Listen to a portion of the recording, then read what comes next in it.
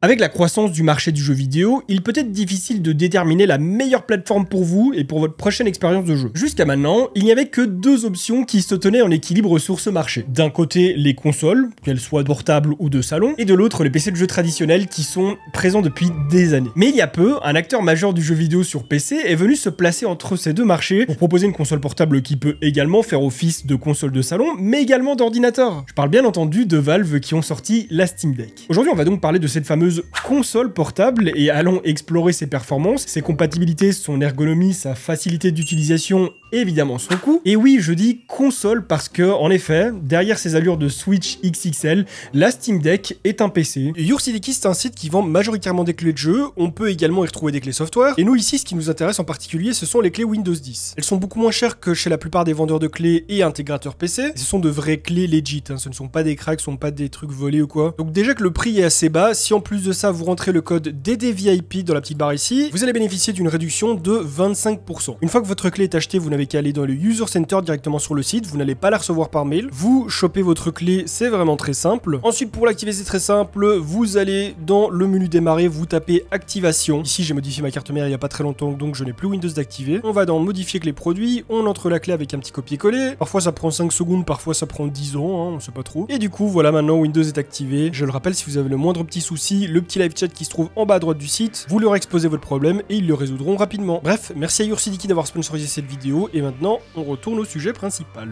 On va d'abord commencer par analyser comment se présente la console d'un aspect extérieur. Dans l'idée, la Steam Deck c'est un petit peu une Switch, une très grande Switch. Tout d'abord on va retrouver un écran 7 pouces, plus précisément une dalle IPS HD, bien qu'on en parle souvent comme une console qui affiche en 720p, on est en fait sur un écran qui fait 1200 x 800 pixels et qui n'est donc réellement pas une résolution 720p mais qui est celle qui s'en rapproche le plus. Son taux de rafraîchissement est de 60 Hz, ce qui au premier abord peut paraître peu effectivement, et pour finir cet écran est tactile. De mon point de vue, la qualité de la dalle est sympa mais n'est pas non plus incroyable et contrairement à ce qu'on peut croire ne diffère pas entre les différentes versions puisqu'elles disposent toutes de la même dalle. Au niveau des boutons, des joysticks, forcément on va retrouver la même chose, hein, deux joysticks, une croix directionnelle, des boutons Y, X, AB, mais par contre au niveau de la disposition on va être sur quelque chose de complètement différent puisque comme vous le voyez, tout est très haut en fait et tout est beaucoup dans les extrémités. La croix directionnelle et les boutons sont complètement aux opposés et aux extrémités de la console et les joysticks sont très hauts, ce qui au début peut faire un petit peu peur, je vous l'avoue. Moi quand j'ai vu ça je me suis dit est-ce que ça va pas être un petit peu bizarre d'avoir les joysticks parallèles et si haut. Toujours sur la face avant on va retrouver d'autres boutons qui servent à accéder aux fonctionnalités directement de la machine, donc de Steam, mais également au jeu, et on va également retrouver deux pads tactiles qui ont la même utilité que les joysticks, c'est à dire qu'il ne faut pas appuyer dessus, il suffit simplement de passer le doigt dessus sans mettre forcément de pression et ça a exactement les mêmes fonctionnalités que les joysticks qui se trouvent en dessous. A noter que ces pads ont un retour haptique qui donc vont vibrer lorsqu'il va y avoir des interactions en jeu, ce qui parfois peut se montrer très agréable et super immersif. Sur le dessus de la console, on va retrouver donc les gâchettes L et R, et pour finir on va retrouver également 4 autres gâchettes qui viennent se positionner sur l'arrière-bas de la console, directement ici au niveau de l'ergonomie des doigts, ce qui fait qu'en fait vous n'avez même pas besoin de déplacer vos doigts quand vous voulez l'utiliser. Pour pas vous mentir, je n'ai jamais eu à utiliser ces gâchettes depuis que j'ai la console. Évidemment ça dépendra d'un jeu à l'autre, mais moi les jeux auxquels je joue, j'ai pas eu à bind de quoi que ce soit dessus. Et du coup pour en finir avec l'ergonomie, même si au début j'en parlais, je faisais la comparaison, on n'est pas du tout sur la même que la Switch, puisque déjà on est sur quelque chose qui est plus imposant, même que la Switch OLED, mais en plus de ça, ses extrémités sont moulées comme celles d'une manette. On a donc plus l'impression d'avoir une manette en main qu'une tablette, et donc on aura une bien meilleure prise en main. Pour les caractéristiques, on est sur une machine qui dispose d'un APU AMD, qui tourne sous Zen 2, et RDNA 2. Donc pour le coup, vous vous en doutez bien, pas de GPU dédié, ce qui est normal au vu de sa taille. Pour la RAM, elle embarque 16 Go, c'est plutôt correct, je dirais, pour les jeux qui sortent actuellement. Et alors pour le stockage interne, il existe 3 possibilités. Tout d'abord, on va avoir une première version à 419 €, qui est équipée d'un eMMC de 64 Go, mais notez bien qu'il est évidemment possible de rajouter une carte micro SD et ça c'est important pour la suite. La deuxième version, elle, est pourvue de 256 Go en SSD NVMe, donc déjà quelque chose de plus performant, plus solide et surtout de remplaçable si vous le désirez. Mais qui coûte la modique somme de 549 €, donc 130 € de plus pour moins de 200 Go de stockage supplémentaire. Et pour finir, la troisième version, qui elle propose un SSD de 512 Go, toujours en NVMe, pour la modique somme de 679 €. Donc encore 130 € de plus pour un petit peu de mémoire supplémentaire. Bon, faut aussi préciser que cette version à 679 € dispose d'un écran en verre avec un traitement anti-reflet dont ne disposent pas les deux versions précédentes, même si en toute honnêteté, personnellement, je n'ai aucun problème de reflet avec la version la plus basse. Personnellement, au vu du potentiel de la console, le prix de base ne me choque pas plus que ça. Ce qui est aberrant, c'est l'écart de prix qu'il y a entre chaque version. Mais vous verrez quand vous découvrirez ce qu'elle a dans le ventre que 420 €, c'est pas encore trop cher. Concernant tout ce qui est chauffe et bruit de la console, pour moi, c'est les seuls deux gros points négatifs qu'on peut lui donner. Vous vous en doutez, délivrer autant de performance avec des composants aussi petits, ça consomme beaucoup et par conséquent, ça chauffe beaucoup. Au vu du châssis qui est extrêmement étroit, expulser autant d'air demande une ventilation solide et donc une ventilation bruyante. Donc le bruit qu'elle fait, c'est quand même un petit problème, c'est un petit peu dérangeant, surtout si vous êtes en public, que vous êtes dans un endroit où vous voulez pas faire trop de bruit. Mais pour vous, comme je l'ai dit, si vous êtes tout seul, vous mettez le son à fond, donc là, vous ne l'entendez plus. Ou sinon, bah, vous mettez quelque chose sur vos oreilles pour écouter le son, un casque, des écouteurs, et là, il ne vous dérange absolument plus. Donc bah, le bruit, c'est un problème, mais la chauffe, c'est un problème sans en être un. Elle, pour le coup, ils ont super bien pensé leur système de refroidissement, car même si ça chauffe beaucoup, ça n'impacte en aucun cas l'expérience et le confort utilisateur. C'est simple, toute la zone de prise en main ne chauffe pas, la zone de l'écran ne chauffe pas, tout est expulsé en haut de la console, vous pouvez donc totalement sentir la chaleur qui en sort si vous passez votre main au-dessus, mais lorsque vous jouez, ça ne dérange absolument pas. Et donc là, vous vous dites, ok, on a des chiffres sur papier, mais qu'est-ce que ça fait tourner comme jeu et surtout, comment ça les fait tourner? Eh bien, déjà, il faut savoir que, comme son nom le laisse remarquer, la Steam Deck est une console qui à la base est prévue pour faire tourner les jeux Steam. Ce qui en soi est déjà pas mal du tout. Ce sera pas une histoire de streaming, de oui, si vous n'avez pas une bonne connexion, les jeux seront injouables ou dégueulasses, là non. Vous téléchargez directement sur la console, vous installez directement sur la console. Et donc évidemment, aucune cartouche, aucun CD, tout est dématérialisé, tout est directement installé via la bibliothèque Steam. Et vous pouvez donc accéder à tous les jeux Steam que vous avez sur votre PC, sur la Steam Deck. Et du coup, bah là, je vous laisse découvrir quelques jeux que j'ai pu faire tourner sur cette console, ainsi que leur performance.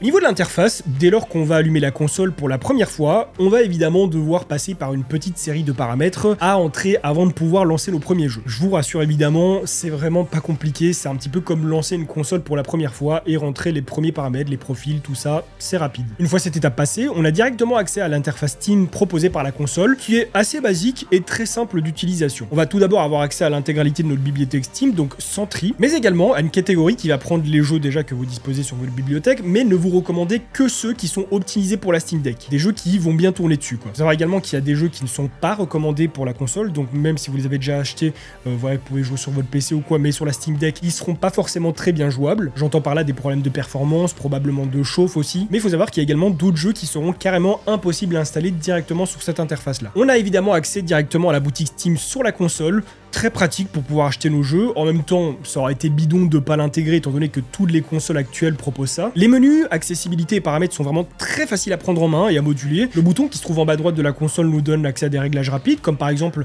la luminosité, l'audio, le mode avion, le Wi-Fi, le Bluetooth, le mode nuit pour baisser l'émission de lumière bleue et pour finir aussi les vibrations et les ruptures optiques de la console. Il donne également accès au menu performance qui lui est vraiment super intéressant. On peut par exemple y activer un overlay de performance similaire à Afterburner. Je soupçonne d'ailleurs que ce soit bien lui, et ce dernier est activable sur plusieurs niveaux. Si le niveau 1 affiche uniquement vos FPS, monter en niveau affichera davantage d'informations comme par exemple l'utilisation GPU et CPU, ainsi que leur température, celle de la RAM, le niveau de batterie restant, bref, une belle petite interface qui est plutôt complète et surtout qui est facile à activer et à désactiver. Par exemple pour effectuer des benches, c'est super intéressant, ou même pour voir un petit peu comment se comporte votre console en différentes situations. Moi là par exemple, pour vous montrer un petit peu ses performances en vidéo, c'était absolument parfait. On dispose dans ce même menu de la possibilité de brider brider la fréquence de l'image et le taux de rafraîchissement, ce qui peut servir à économiser de la batterie par exemple. On peut également y activer une limitation du TDP ou encore régler manuellement la fréquence d'horloge du GPU. Et encore plein d'autres options disponibles, c'est quelque chose d'ailleurs que je trouve vraiment super cool sur cette console, et en plus de ça c'est vraiment très accessible, très facile à utiliser. Et de l'autre côté, donc sur la gauche, on va retrouver le bouton Steam qui lui va nous permettre de switcher directement entre les différentes interfaces de Steam, telles que la bibliothèque, le magasin, vos contacts et bien d'autres encore. Et d'ailleurs pour les plus débrouillards, ceux qui aiment chipoter, qui aiment bidouiller, sachez que la console dispose également d'un mode développeur. Et comme je le disais plus tôt, la Steam Deck c'est en fait un PC à la base. Toute cette interface n'est en fait qu'une surcouche implantée par Valve, par Steam, pour faciliter l'utilisation de la console et pour avoir accès à tout rapidement, et donc se servir de la Steam Deck comme un PC. Donc venez compléter ça avec le dock qui est vendu par Valve ou même par des fabricants tiers. Ce dock qui contient un câble USB pour le relier directement à la Steam Deck, une entrée DisplayPort 1.4 ainsi qu'un HDMI 2.0, un port USB-C pour l'alimentation, un port Ethernet pour le connecter en RJ45 et pour finir 3 entrées USB 3.1. En gros, cette console se pose sur la station d'accueil que je n'ai malheureusement pas au moment où je tourne cette vidéo, je l'ai commandée mais ça met quand même beaucoup de temps à arriver. Et voilà, on la pose sur la console à la manière d'une Switch et elle devient un PC sur lequel vous pouvez brancher n'importe quel périphérique. Vous pouvez brancher clavier, souris, casque, une webcam, une tablette graphique, un volant pour la simulation, une imprimante 3D aussi si vous le voulez, c'est ce qui était mis en avant sur le site. Cette machine, dès qu'elle est branchée sur un dock, peut faire office complet de PC, en étant branchée sur un écran si vous le voulez. Et donc ça élargit totalement son potentiel et en fait bien plus qu'une console. Concernant l'autonomie, j'ai lu sur pas mal de sites qu'elle pouvait atteindre jusqu'à 8 heures en charge, donc effectivement, cette information est à prendre à la légère. Il y a probablement la possibilité de tirer la batterie de cette console jusqu'à 8 heures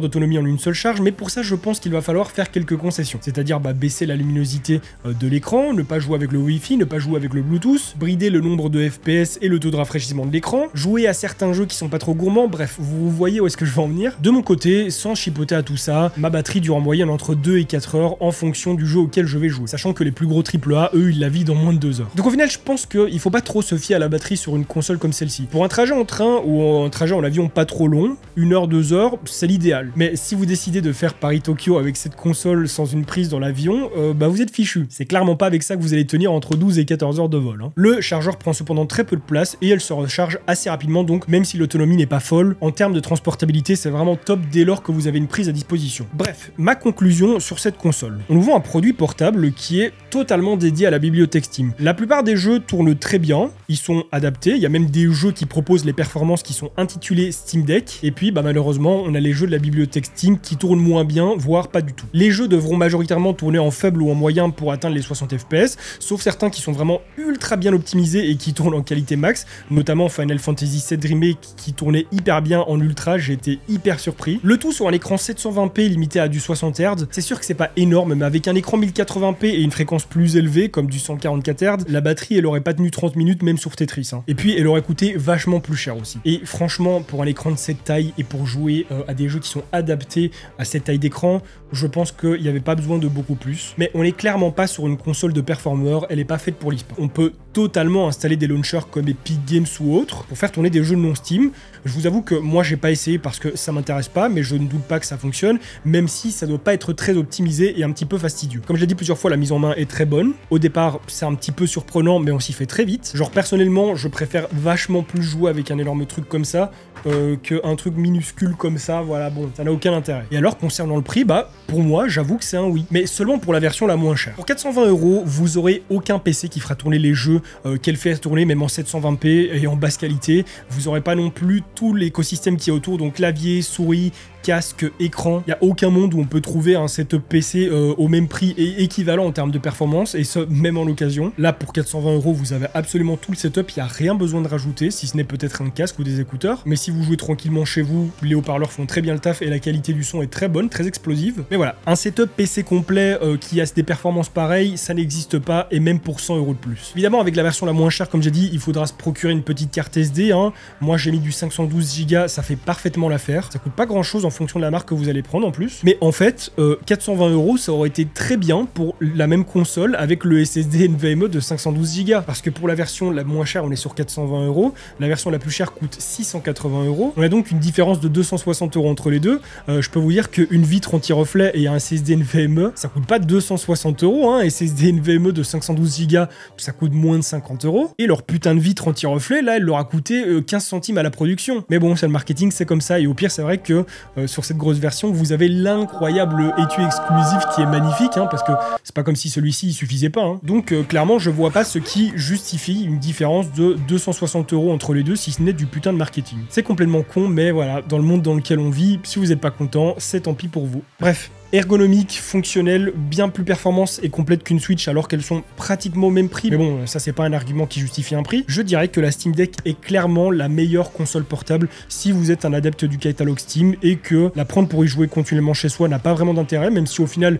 elle permet d'accéder au catalogue Steam sans devoir dépenser des fortunes dans un PC. Mais je pense qu'elle reste surtout super pratique pour les joueurs qui bougent beaucoup. Je prends par exemple mon pote Ernesto qui pour aller au boulot a 1 heure de train le matin et 1 heure le soir, bah je peux vous dire que sa Steam Deck il la rentabilise bien. Hein. De mon côté, ça fait environ 4 mois que je l'ai et que je m'en sers très régulièrement. Je ne l'ai pas reçu de la part de Valve, hein, de la part de Steam. Et d'ailleurs, je ne sais pas de qui je l'ai reçu. Parce que pour vous expliquer la petite histoire, je l'avais précommandé à la base quand ils l'ont annoncé, mais ça mettait tellement de temps que j'ai dit c'est bon, gardez-la votre console, j'en veux pas. Et donc je ne l'ai pas payé. J'avais payé 2 € pour la précommande et c'est tout. Et un jour, en ce mois de novembre, je la reçois. Comme ça, depuis la boutique Steam, je la reçois. Donc, je me suis demandé si c'était pas Valve qui me l'envoyait, mais j'ai eu aucun contact de leur part, aucun mail, ni quoi que ce soit, aucune demande de vidéo, donc j'en doute très fortement. Et du coup, je me demande si ce n'est pas un proche qui l'aurait acheté et me l'aurait envoyé directement, même si je connais pas beaucoup de gens dans mes proches qui peuvent dépenser pas loin de 500 € comme ça juste pour faire plaisir pour un petit cadeau de Noël. Hein. Même moi qui gagne bien ma vie, je fais pas des cadeaux de Noël à 400 € comme ça. Bref, mais du coup, je n'ai pas été payé par Valve pour faire cette vidéo, donc voilà. Tout ce que j'en ai dit, c'était ma pensée. Et donc pour moi, voilà, c'est la meilleure console portable qui existe.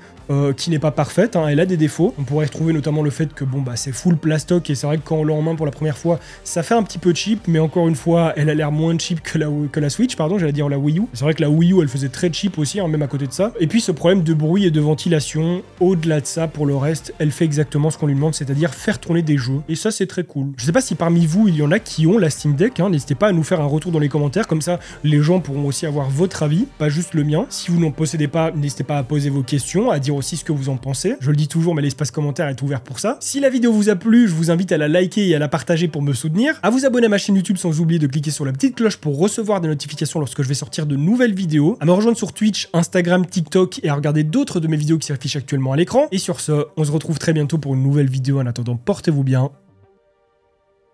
Bye les gens.